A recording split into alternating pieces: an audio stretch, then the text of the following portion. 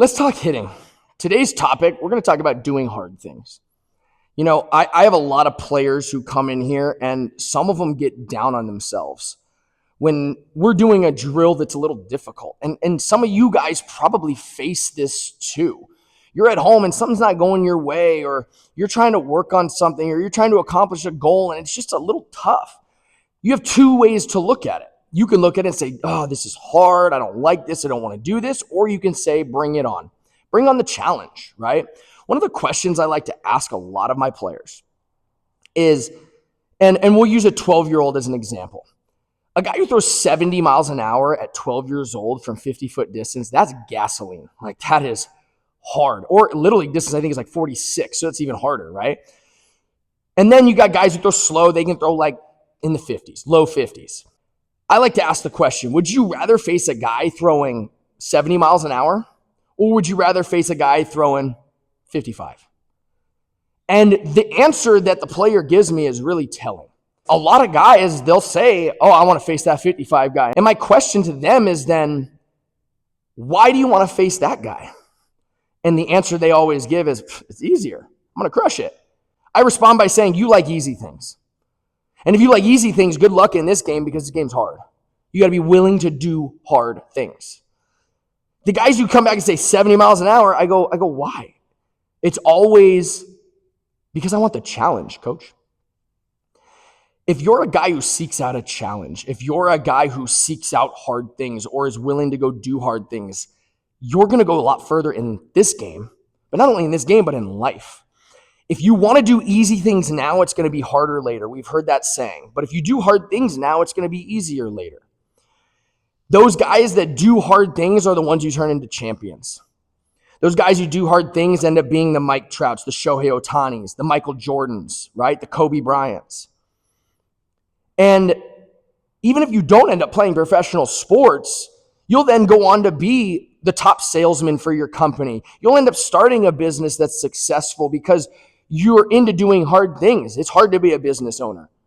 It takes a lot of hours. It takes a lot of grind. It takes a lot of dedication. It takes a lot of failure. You're going to fail a lot before you end up having something that works.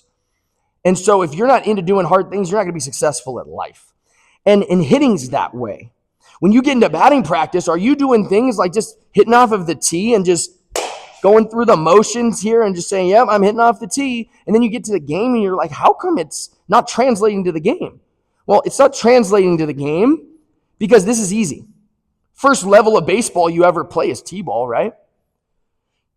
The reason why you start out in t-ball and you don't start out at kid pitch is because you got to learn how to put the bat on the ball. I mean, this is easy. I can get up here all day long and I can hit. This ball's on the tee, right? It's not moving. I can get up in the same spot. The ball's in the same place. I can close my eyes.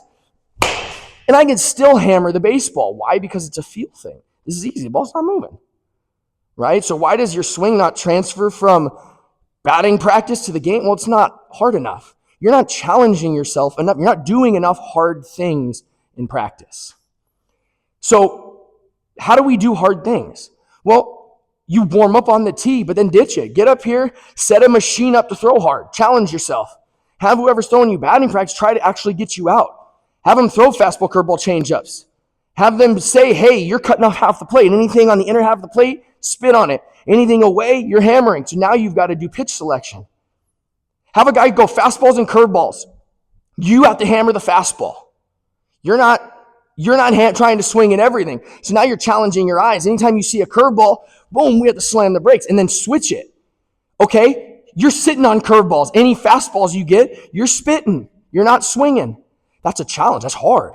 It's not easy, right? But if you can then train your eyes, you train your body, you train all these feels, well, now you're doing hard things. So the moral of this, you have to want to do hard things. If you don't want to do hard things, you're never going to be successful. If you always want the easy way out, it's something funny I always say, especially my guys who play video games. I go, you're the type of guy who would play video games on easy. Guys who play MLB The Show. You're the type of guy who would play MLB The Show on rookie mode instead of all-star or veteran, right?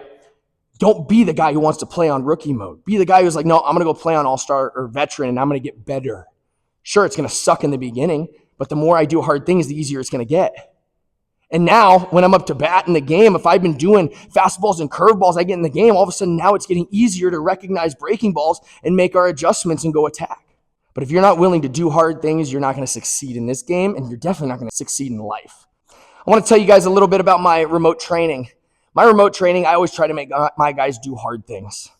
I have drills that are difficult. Oftentimes, kids will send videos back going, "Coach, this just isn't clicking for me." Cool, keep going. Right? I want you to do these hard things because eventually your body's going to figure it out. Right? If you want to learn more about remote training, head over to my Instagram, head over to my TikTok, send me a message, and I'll get you some more information about remote. My remote training is helping out so many players. It's crazy how much better my remote training guys are getting than a lot of my in-person guys. My in-person guys come and see me either once a week or bi-weekly. My remote training guys are with me 5 days a week. So obviously when you're together more and you have that connection more often, you're going to improve at a much faster rate than if you just go see your coach once a week or bi-weekly. So if you'd like to learn more about remote training, actually you can click the link below. I'll just attach it below and you can go and check out the details. Send me an email if you want to jump on a call or learn more about it. So, but that's it today, guys. Do hard things. Get comfortable doing hard things. Learn to enjoy doing hard things. Hard things are going to make you a much better baseball player. Comment, subscribe, hit that like button. We'll see you in the next one.